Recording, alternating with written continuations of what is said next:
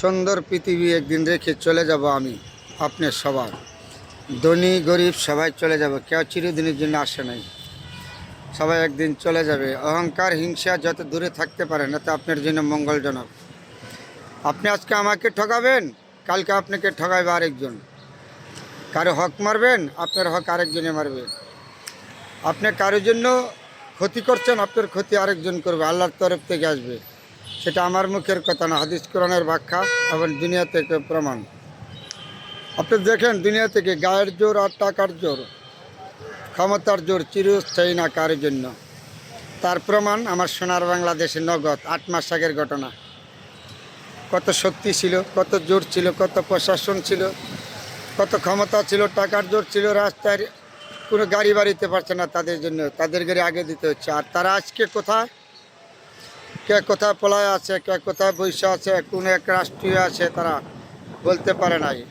তাহলে আমাদের এই দুনিয়াতে বাস্তবিক করতে গেলে কখনো কারোর সাথে অহংকার হিংসা, এখন ক্ষমতার জোর গায়ের জোর এগুলি দেখাবেন না।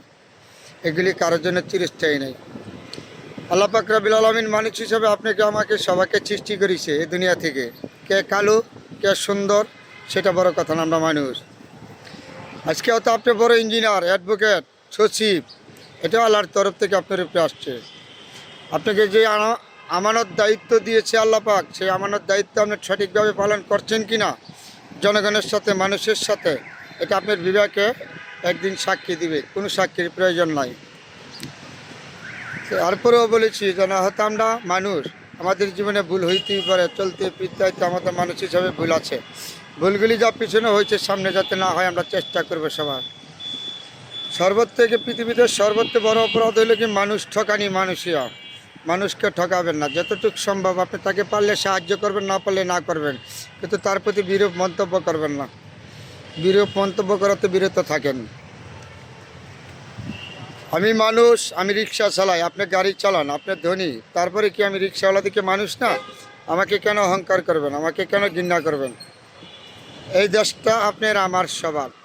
একটা কথা জেনে রাখবেন, ধনী ছাড়া কখনো গরিব চলতে পারবে না, গরিব ছাড়া ধনী চলতে পারবে না। ধনী গরিব উভয় প্রয়োজন আছে, কেউ ছাড়া কেউ চলতে পারবে না। তাহলে গরিব মানুষ যারা, তারা আমাদের জন্য আল্লাহ পাক রব্বুল আলামিন তারা পাঠিয়েছে, কারণ তারা আমাদের কাজ করবে, কাজের বিনিময়ে 50 টাকা 100 টাকা মায়না দিবেন, তাদের পরিবার নিয়ে খাবে, ডাল ভাত খাবে। হয়তো আমাকে ধন সম্পদের মালিক বানাইছে, কে বানাইছে? আল্লাহ। আমার এই ধন সম্পদ নেওয়ার মালিক কাটা আল্লাহ। এগুলি সবাই চিন্তা ভাবনা করে এগিয়ে যাবেন।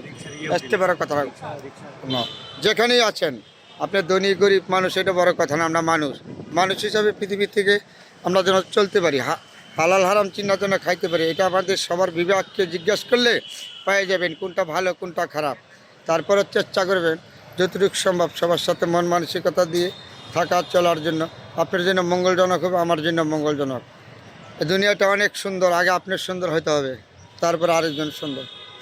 আমাদের এই সমাজে প্রচুর মানুষ আছে নিজের খবর নেয়, অন্য মানুষের বদগা, অন্য মানুষের গিল্লা গায়, এগুলিতে বিরত থাকা আপনার জন্য আমার জন্য সবার জন্য মঙ্গলজনক। আবারও বলেছি, সবার চিন্তা করবেন সামনে আল্লাহ পাক রব্বুল আলামিন যেন মানুষ হিসাবে আমাদেরকে দুনিয়ার থেকে নিতে পারে। হয়তো আমার কথাগুলি কারো কাছে ভালো লাগবে, কারো কাছে লাগবে না। একটা লোক সবার প্রতি ভালোবাসা থাকতে পারে না। আমার বাবার 5টা সন্তান, আমার বাবার কাছে তো আমরা 5টা সন্তান ভালো থাকতে পারি না, তা আপনার কাছে কেমন থাকবে? আমি তো একজন মানুষ সাধারণ, আমার কথার মাঝে কাজের মাঝে ভুল তো হইতেই পারে। এই ভুলগুলি আমার দৃষ্টিতে দেখবেন, সবাই আমার কথা শুনবেন, সবাই আমার বুঝবেন, এমন কোনো কথা না। আপনার বাবার টাকা দাও, আপনি ফেসবুক চালান, অনলাইন চালান, যাই কিছু করেন, আমার টাকা দাও আমি চালাই, মন চাইলে শুনবেন, নাহলে শুনবেন না। আপনাকে আমি জোর করে নাই। বিরূপ মন্তব্য করাতে সবাই বিরত থাকবেন। সবার জন্য দোয়া এবং শুভকামনা রইল।